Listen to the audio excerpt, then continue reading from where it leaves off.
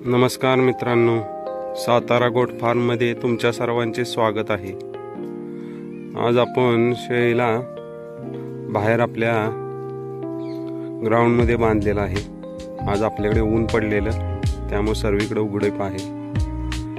आपला गोठा साफ करायचा होता, त्यामुळे बाहेरील गोठा आपण शेडच्या बाहेर बांधतो ना नेहमी, त्या ठिकाणचा गोठा साफ करायचा होता। त्यामुळे आपण शेळीला आज या ग्राउंड मध्ये बांधलेला आहे। शेडच्या बाहेर आपलं खूप गवत जमा झालेलं। शेडच्या बाहेर आपण गवत घास वगैरे आपण टाकलेला, तो शिल्लक राहिलेला आपण शेडच्या बाहेर टाकतो। तो पण आपण आज पेटवून दिलेला आहे। उन्हाने जरा सुकलेला आहे, त्यामुळे पेटवून दिला, त्याचा धूर येतोय या ठिकाणी। त्यामुळे शेळ्यांना थोडं मच्छरचा ताप कमी होईल। मच्छर त्रास देत आहेत। बांधलं आहे शेळीला, मोकळं सोडलं की खात नाही बरोबर। बांधल्यामुळे आता कशी खाते या, मोकळं सोडलं की इथे खातच नाही, पळापळ नुसते करते। इकडे तुतीचा घास खा तर काय खा, नारळ पण खाऊन टाकलेला आहे खालचे डांप्या। त्यामुळे आता मोकळं सोडायचं नाही ना, बांधूनच लांब रशी बांधलेली आहे। खातायत आपले बोकड, आपली मोकळेच आहेत। तुम्हाला आपण बाहेरील गोठा कसा स्वच्छ केलेला आहे तो पण दाखवतो। स्वच्छता खूप महत्त्वाची आहे शेळी पालनामध्ये। इथं मी गेट बंद केलेला आहे, तरी पण आपला हा बोकड ह्याच्यावरून उडी मारून गेलेला आहे इकडे। काय करायचंय, आपले हे सुकण्यासाठी म्हटलं इथे स्वच्छ राहील जरा व्हायचं। आपण ह्या धुमसनं चोपून पण घेतलेला आहे, आपण घरीच बनवलेला आहे धुमस, दाखवतो तुम्हाला। असं या पद्धतीने आपण धुमूस बनवलेला आहे घरच्या घरीच। लाकडाचा वंडका आहे, त्याला आपण बांबू बांधलेला, बांबू असं खिळ्याने ठोकून बनवलेला आहे धुमूस। थोडं चोपलं आहे, जरा ओल खूप आलेली ना इथे, त्यामुळे बुरोम सगळा बसत आहे, चांगला जाम होत आहे। पावसाने उघडल्यामुळे आता थोडं सुकलेलं आहे, इथे स्वच्छ केलेलं आहे पूर्ण।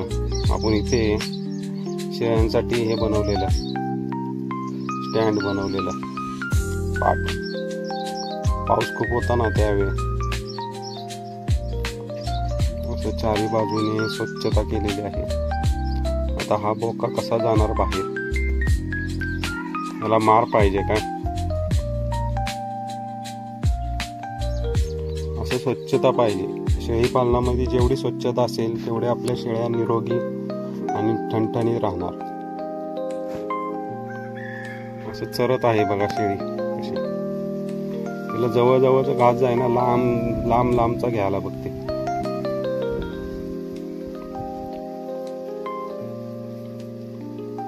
तुमच्याकडे कसे वातावरण आहे सध्या, कमेंटमध्ये नक्की सांगा।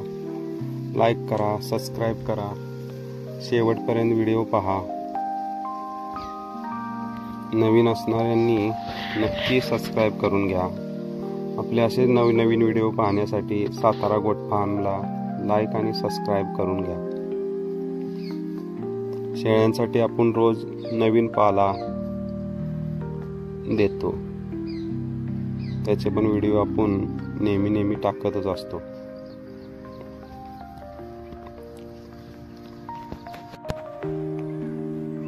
शेडच्या आतमध्ये असे आपण झेंडूची, मखमलीची झाडे लावलेली आहेत। खाली कोथिंबीर आपण अशी पोकलेली आहे, अशी पद्धतीने आता आलेली आहे। घरच्या घरी आपला भाजीपाला पण आपण तयार करणार आहे। आता वांगी, बटाटे पण आपण थोडेफार लावतो, भेंडी, टोमॅटो। वांगी आणि टोमॅटो आपण 4-5 का होईना झाडं लावतो, त्यामुळे आपला भाजीपाला, घरगुती भाजीपाला आपला होऊन जातो। इथे ढेसा आलेला आहे, ढेसा कमेंटमध्ये सांगा तुम्हाला तुमच्याकडे काय म्हणतात। आमच्याकडे या झाडाला ढेसा म्हणतात, लाल ढेसा पण आलेला आहे इथे।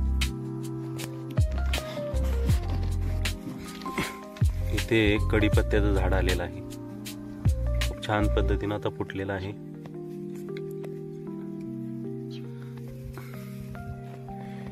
इथं आळूची पानं. आळूची पानं कोणाकोणाला आवडतात नक्की सांगा. आळूची पानं पण आहेत आपल्या शेडच्या आतमध्येच आहे. या ठिकाणी थोडे आहेत, या ठिकाणी आहेत थोडे. याचा प्रसार खूप वाढत जाणार पुढं नेक्स्ट टाईमला. जेवढं याला पाणी भेटेल तेवढे याची वाढ होणार.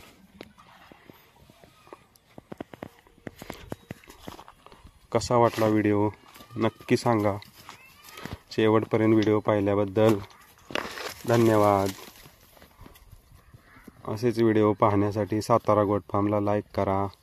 थँक्यू.